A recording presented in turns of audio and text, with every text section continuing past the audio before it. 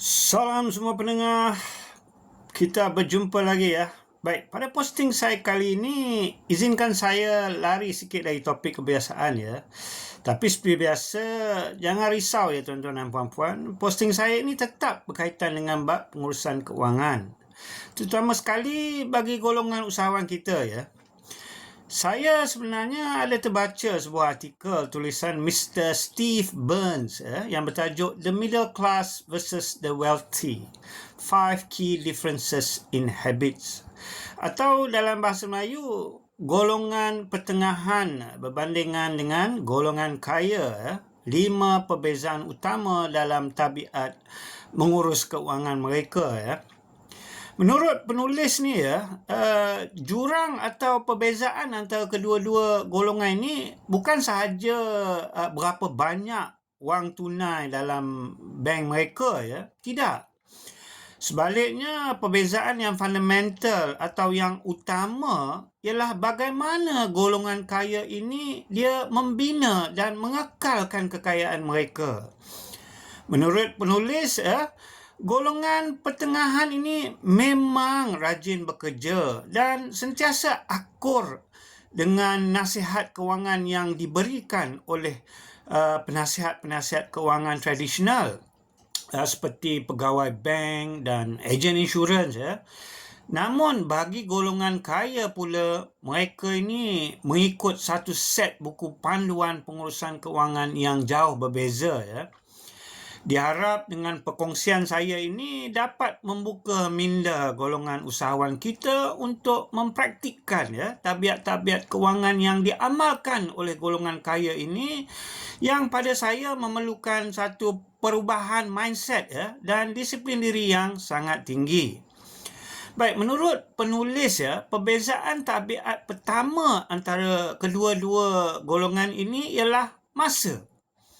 Golongan pertengahan ni kebiasaannya meluangkan atau mengisi ya masa mereka dengan bekerja untuk mendapatkan gaji atau upah ya. Lebih banyak masa digunakan untuk kerja, lebih banyak gaji mereka ya, macam itu. Sebaliknya, golongan kaya pula, pada mereka masa mereka sangat berharga. Jadi dari awal lagi mereka membina satu sistem perniagaan yang stabil dan melabur dalam aset-aset yang mampu menjana pendapatan pasif tanpa memerlukan mereka untuk bekerja sepenuh masa mengurus keuangan mereka ya. Oleh itu, bagi golongan usahawan, anda perlulah melihat perniagaan anda bukan sebagai satu kerja. Sebaliknya, ialah sebagai satu aset yang boleh menghasilkan pendapatan tanpa memerlukan anda bekerja setiap hari, setiap jam ya. Mulakan dengan mendokumentasikan proses-proses kerja ya, delegasikan tugasan, kemudian pelan-pelan otomasi dan mungkin outsource dan sebagainya ya. Ingat, masa anda mungkin lebih baik dihabiskan untuk berfikir secara strategik dan meneroka ya peluang-peluang perniagaan baru. Perbezaan tabiat kedua pula ialah dalam kepelbagaian sumber pendapatan. Berbeza dengan golongan pertengahan ya, yang kebanyakannya bergantung kepada hanya satu atau dua sumber pendapatan, golongan kaya pula kebiasaannya mempunyai pelbagai sumber pendapatan seperti keuntungan perniagaan, pelaburan, sewa hartanah, royalty, dividen dan macam-macam lain ya. Oleh itu, bagi golongan usahawan, bukan sahaja anda perlu tingkatkan pendapatan anda dari perniagaan anda, sebaliknya anda juga perlu tingkatkan pendapatan anda dari pelbagai sumber-sumber pelaburan anda yang lain.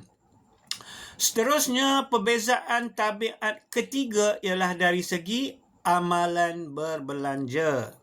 Di mana golongan pertengahan ini, apabila ada duit lebih sikit, reaksi pertama mereka adalah untuk membelanjakan wang tersebut. Beli kereta baru, gadget baru, pergi bercuti dan sebagainya, ya. Sebaliknya, bagi golongan kaya, mereka melihat duit lebihan ini sebagai satu peluang untuk menambah aset mereka yang mampu menjana pendapatan dan meningkat dari segi nilai dari masa ke semasa, ya.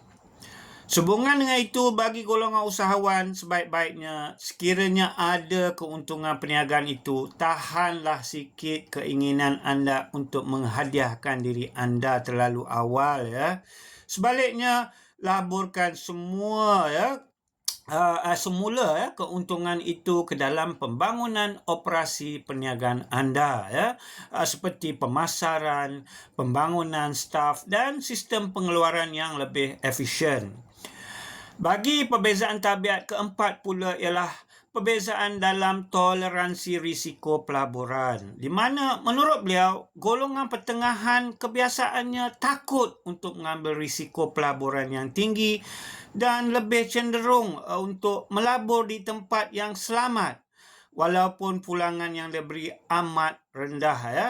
Sebaliknya, golongan kaya dia sanggup, ya, mengambil risiko pelaburan yang lebih tinggi tapi berdasarkan kajian yang teliti. Namun, ya, memberi mereka pulangan yang berlipat ganda. Bagi golongan usahawan di sini, anda perlu sentiasa lakukan kajian untuk pertumbuhan perniagaan anda. Mula labur secara kecil-kecilan dan sekiranya kajian anda itu terbukti berkesan, beranikan diri untuk mengambil risiko yang lebih besar untuk melabur dengan jumlah yang lebih banyak demi pertumbuhan perniagaan anda. Dan akhir sekali, perbezaan kelima ialah perbezaan yang pada saya paling kurang diberi perhatian, iaitu perbezaan dari segi aspek pendidikan dan pembangunan diri, ya.